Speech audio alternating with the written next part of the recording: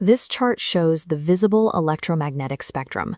The wave tracks the colors from the long, low-energy ripples of red light up to the tight, high-energy peaks of violet. Pushing just past the edge of human vision leads into a dark, invisible territory, ultraviolet. Looking at the scale here, the physical shape of the wave changes. The wavelength compresses from 400 nanometers down to an incredibly dense 0.6 nanometers. As the wave tightens, its energy density shoots up. In this high-energy zone, light transitions into a form of radiation that interacts directly with molecular bonds, capable of physically breaking and reforming matter.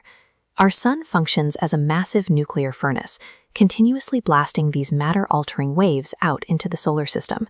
If solar ultraviolet radiation reached the surface of the Earth unfiltered, the energy would rip apart the delicate molecular bonds of terrestrial life. To survive, the planet requires a filter. Floating 40 to 50 kilometers in the atmosphere, a thin layer of ozone gas captures and absorbs the most lethal ranges of UV before they can reach the ground. This atmospheric filter isn't perfect. A fraction of that energy still punches through the ozone layer and hits our skin. To handle what makes it through, human biology developed its own microscopic shield, melanin. When UV rays strike us, our cells produce and cluster these pigment molecules. The melanin absorbs the incoming radiation, preventing it from damaging the cell's DNA, a defensive reaction we see as a suntan. Human existence on this planet depends on this layered defense. Our basic requirement for survival is remaining shielded from the universe's invisible frequencies.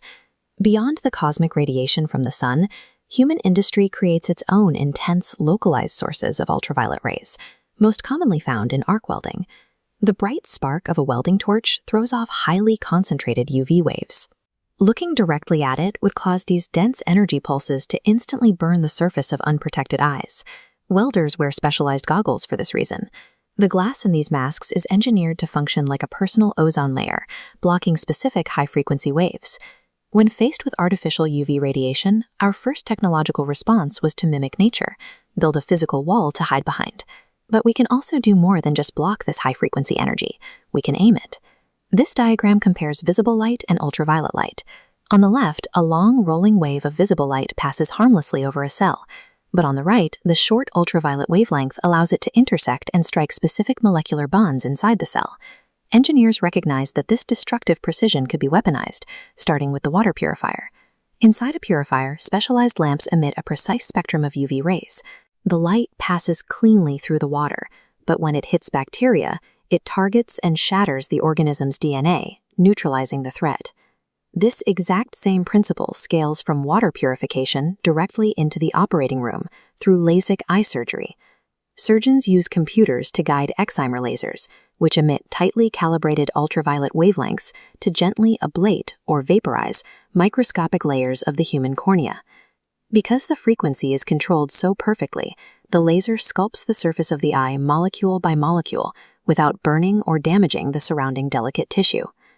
The exact physical property that makes ultraviolet light a threat to living cells is exactly what makes it a surgical instrument. A short, high-frequency electromagnetic wave is simultaneously a hazard to human skin, a weapon against waterborne germs, and a scalpel for sculpting eyes. It is all the same energy. The difference between harm and healing relies entirely on how we choose to direct that frequency.